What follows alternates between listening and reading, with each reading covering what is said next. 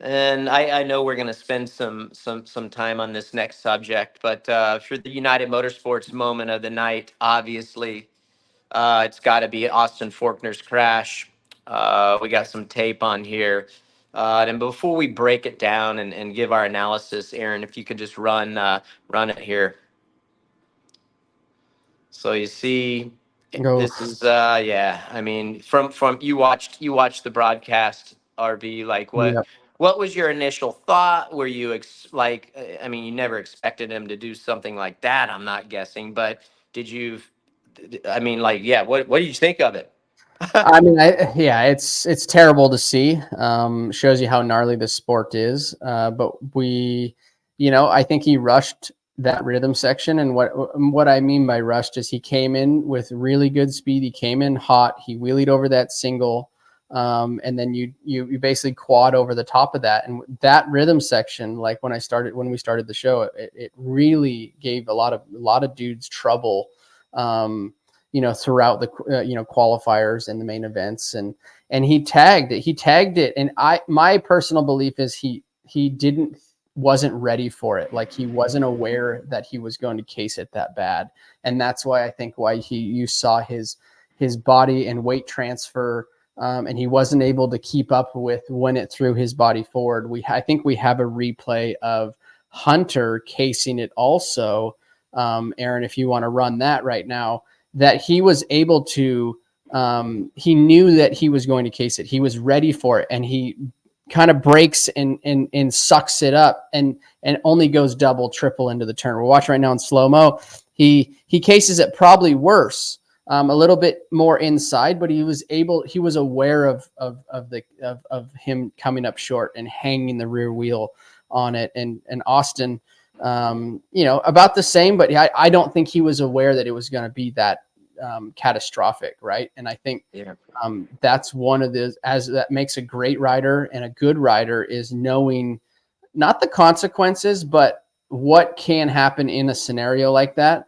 There's two things you can do. You can either really suck it up with your legs and use a little bit of brake and kind of scrub some speed off, or you can land in that scenario knowing you're going to case it and almost use it as a whoop and almost land on the gas and kind of jump off of it and get that forward push through when you case it. Now you're going to bottom out really hard on that next takeoff, and he still might have had to go double instead of triple. But I think that would have Hmm. saved him. But ultimately, I don't think he was aware of his surroundings or aware of how bad he was going to case it, and that's why all that weight transfer threw him forward. Yeah, I was in such a tough moment there. Well, number one, I couldn't believe what I was seeing, because these are the moments like, and this isn't going to be fun for me to talk about, RV, but we're not doing our job, and if we don't do this and break it down and explain what happened, why it happened, and how do you avoid situations like this again. And these are the scenarios that we wanted to see Austin Forkner in, and how he would react. Right? This is like, Mm-hmm. okay, Deegan was behind him the whole time. Deegan lost some time, pulled back in, fell back a couple bike lengths or a second, but he was still there, and he had to roll. Like, the pressure was there, and if he slowed up anymore, Hayden was definitely going to get on his rear tire and probably try to make a move for the lead. So, and I hate saying this, but he failed. He failed at being better in that position. And Mm-hmm. and to what you said, everyone knew that section was gnarly. Everybody Yeah. knew what was at stake there. And sometimes you have to slow down to go faster. And again, it's not ideal when you have to do that, especially when you're being pressured. But you have to know what you can get away with. And Yeah. to your point, I think you broke it down right. He came into that section with way more speed than he needed to, and he blew through it. Didn't get the lift that he needed, Yeah. and yeah, he wasn't able to stop. His feet came off the foot pegs, and his left hand came off the handlebar, and he just, all his weight went forward, and he was along for the ride at that point. But I mean, at what stage do you just say, okay, I know I have to slow down, get checked up, and then preload the bike enough to get the pop that I can to make sure that I backside that tabletop, and that's one of those moments like you talked about, RV, is that you've got to know that. You've got to Yeah. know that. You got to know that line, and you have to have the discipline to do the right things in the crucial part of the race and at the perfect time. Yeah. And unfortunately, he didn't. And like people can blame the track, they can blame the section. I saw Oh some yeah. comments about that was a dangerous section. Okay, well, we've cut the whoops down to only 9. We've gotten rid of dragon backs. When does it stop? Yeah. Like at what stage do we just say go slower on the motorcycle? Yep, that's who's is that Hammaker there? Big. That was a big mistake by that. Very similar. McAdoo. Sorry, that was McAdoo. Yeah, With McAdoo.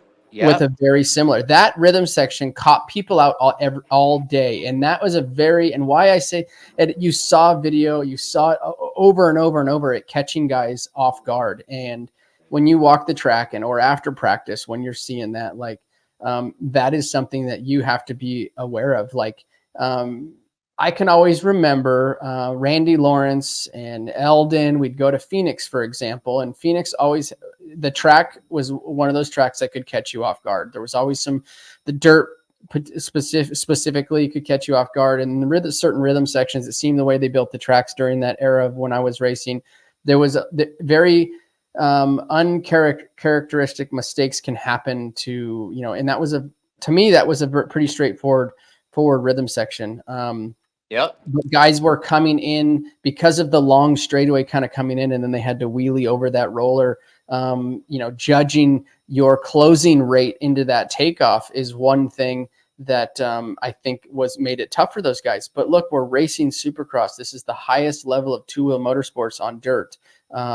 We can't be just there's McAdoo right there. Very similar, very, very similar to what happened to Austin, but he was able to save it. Here's the other replay of Hunter doing it. But my point is we can't adjust the track every time somebody crashes. It is what it is. You need to get smarter. You need to get better.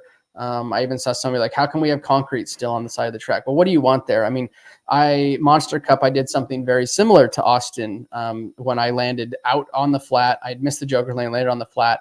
Same thing, knocked out. It was the dirt versus the concrete. There's really no difference on the pad, right? They've been running excavators, loaders, dozers on it. It's might as well be concrete. We can't fix everything, or that Feld and Dirtworks can't fix everything. They do the best job that they can, and it comes down to the riders need to be better and be Make better decisions. make Make better. better decisions. Be more aware. Yep, exactly. I did. Yeah. I hate it for Austin. I hate it for Mitch, the whole program, and they're where definitely Austin certainly had better qualities and was doing better. I feel like as a rider, but it's still it's the same. It's the same result at the end of the day. It's It's the the same. same result. Yeah. It's the same result, same kind of scenario. So hopefully everything will be okay with Austin, And and here's we'll. the other thing, Ricky, is he already had done it. Let's throw it out there. He had already done it 50 times prior to that, let's call it, through practice, through the qualifier, and through, I mean, I think he crashed with like 2 minutes and roughly around 2 minutes 30 to go, or two something. It was closing down to white flag. He had already jumped that jump X amount of times. So to me, that is either a brain fart, brain fade, mistake, because he showed that he did it perfectly up until that point. Hi folks, Lee Diffie from NBC Sports here. If you truly enjoyed what you just watched, you can get more news, interviews, and highlights by subscribing to the Motorsports on NBC YouTube page. You can get it all, so go for it.